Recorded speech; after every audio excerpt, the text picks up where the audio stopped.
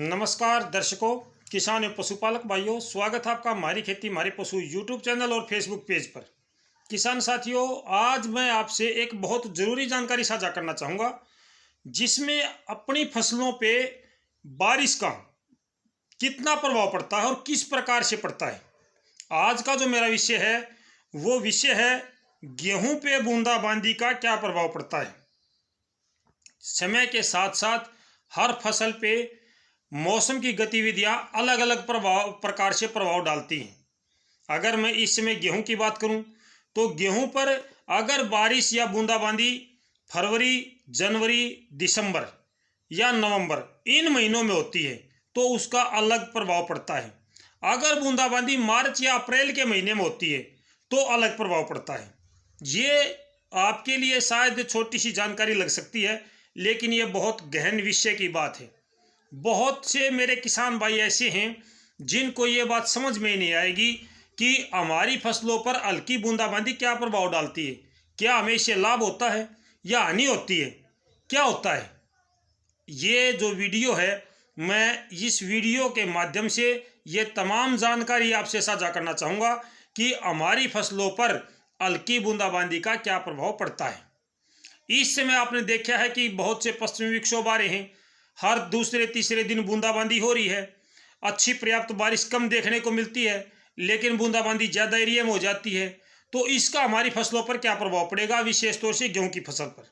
मेरे किसान भाइयों, अभी तक जिन किसान भाइयों के गेहूं हरे खड़े हैं, आपको लगता है कि शायद मेरे गेहूं 10 अप्रैल के बाद में पककर तैयार होंगे, यानी कि मेरी फसल जो है अभी 20 दिन से ज़्यादा का समय पकने में लेगी।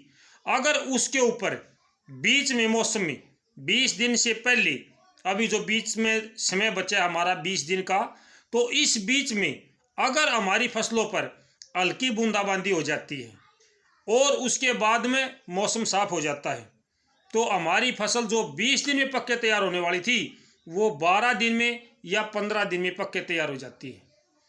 अगर मैं सिंपल भाषा में कहूँ, अपनी लोकल भाषा में कहूँ, तो कहते हैं कि बाढ़ ने गेहूं को भगा दिया, बाढ़ लकड़ गई गेहूं में के। ये बात आपने सुनी होगी। दूसरी बात, इसको हम बोलते हैं कि वह खड़े खड़े गेहूं सूख गए, खड़ी हुई फसल सूख जाती है। इसका कारण क्या होता है? इसके 2-3 कारण होते हैं।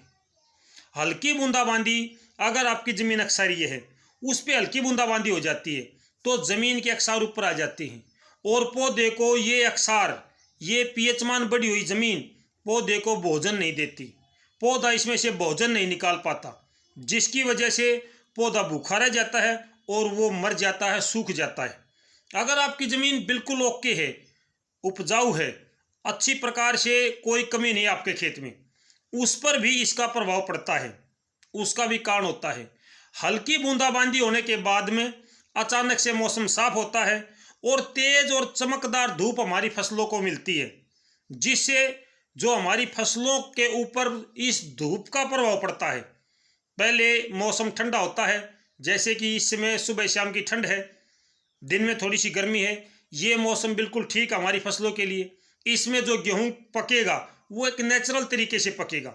लेकिन अगर थोड़ी सी बूंदाबांदी हो जाए और फिर अचानक से धूप निकलती है, धूप निकलते ही वो धूप बहुत तेज होती है, चमकीली धूप होती है, तापमान एकदम से अप हो जाता है और जब तापमान बढ़ता है तो उसका हमारी फसलों पर प्रतिकूल प्रभाव पड़ता है, जिससे हमारी फसल लगभग 5 से 7 दिन पहले पककर तैयार हो जाती है और प्रति एकड़ 5 से 7 मन यानी 2 से 3 क्विंटल गेहूं का नुकसान हो जाता है। ये जानकारी जो मैं दे रहा हूँ शायद ही कोई भाई आपको बता पाए, क्योंकि ज़्यादातर मेरे जो जानकार भाई हैं वो दूसरी तरीके की जानकारियाँ देते हैं, ये बारीकियाँ नहीं बताते हैं। इस समय जब हमारी फसल पकने के आसपास हो और इस समय अगर मौसम ठीक ठाक चले, मौसम हमारी फसल के अनुकूल चले, तो हमारी हल्की फसल भी अच्छी पैदावार दे देती है, जिसको कहते हैं कि इस साल बम्पर फसल हुई है। बम्पर फसल होने का यही कारण होता है।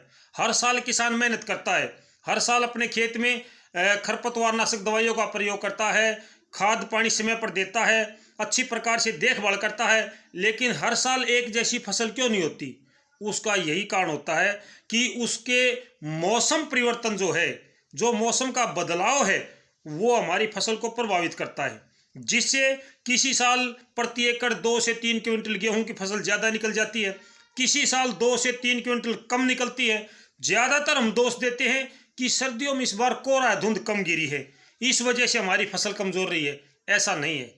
विशेष प्रभाव जो डाला जाता है वो डाला जाता है आपकी फसल के पकने से 15-20 दिन पहले का जो मौसम है, उससे लेकर के फसल पकने तक का ये मौसम हमारी फसलों पे ज़्यादा प्रभाव डालता है। अगर मैं बूंदाबांदी की बात करता हूं तो हल्की बूंदाबांदी इस समय गेहूं के लिए काफ़ी नुकसानदायक है।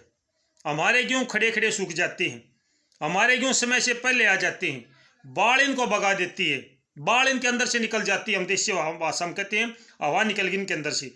जो दाना बनने की प्रक्रिया होती है, जो दाना परिपक्व होने की प्रक्रिया होती है, वो दाने को जो ऊर्जा चाहिए वो पौधे में से ऊर्जा नहीं मिलती और दाना पिचका हुआ, यानी दाने का जो साइज है वो बड़ा होने की बजाय उसका साइज घट जाता है, जिसकी वजह से हमारी फसलों का उत्पादन बढ़ने की बजाय घट जाता है। तो इस समय की जो बारिश है ये हमारी फसलों पर सबसे ज़्यादा नुकसान का काम करती है। अगर अच्छी और पर्याप्त बारिश हो जाती है और उसके बाद 2-3 दिनों तक मौसम ठीक ठाक रहता है, एकदम धूप चटक धूप नहीं मिलती, तो भी हमारी फसलों पर कोई विशेष प्रभाव नहीं पड़ता। फिर भी हमारी फसलें नमी को सोख लेती हैं और अच्छा फसल उत्पादन होने का अनुमान बना रहता है। लेकिन कई बार ऐसा होता है कि 1 घंटा 1.5 घंटे में मौसम बूंदाबांदी करके साफ हो जाता है और एकदम से अच्छी धूप निकल जाती है, या शाम को बूंदाबांदी होती है, सुबह धूप निकल जाती है, तो इससे जो थोड़ी बहुत बूंदें गिरी हैं वो जलवाष्प बन के उड़ जाती हैं और केवल हमारे पौधे को उस तेज धूप का सामना करना पड़ता है, जिससे हमारा पौधा अचानक से बढ़े हुए तापमान का सामना नहीं कर पाता। अगर नेचुरल तरीके से तापमान बढ़ेगा तो हमारी फसलों पर कोई दिक्कत नहीं आएगी, लेकिन अचानक से तापमान अप होगा या डाउन होगा तो उसका प्रभाव इस समय जब हमारी फसलें पकने के आसपास होती हैं, इस समय सबसे ज़्यादा प्रभाव पड़ता है। तो ये बहुत ज़रूरी जानकारी मैं अपने किसान भाइयों से देना चाहता था कि मौसम का इस समय जो बारिश है उसका कितना प्रभाव हमारी फसलों पर पड़ता है। 2 से 3 क्विंटल प्रति एकड़ उत्पादन घट भी सकता है, उत्पादन बढ़ भी सकता है। ये जानकारी शायद कोई भाई दे ना दे, लेकिन भाई अगर आपको मेरी जानकारी अच्छी लगती है, मेरे द्वारा दी गई जानकारी आपको पसंद आती है, चैनल को सब्सक्राइब करें। अगर आप फेसबुक पर देख रहे हो तो पेज को फॉलो करें और लाइक का बटन दबाने में कंजूसी ना बरता करो। मेरे दर्शक भाइयों, बहुत ही अच्छी जानकारी, बहुत ही आपके लिए लाभ की जानकारी लेकर के आएंगे। हर दिन नई नई जानकारी आपसे साझा करेंगे। तो फिर मिलते हैं, तब तक नमस्कार, जय हिंद।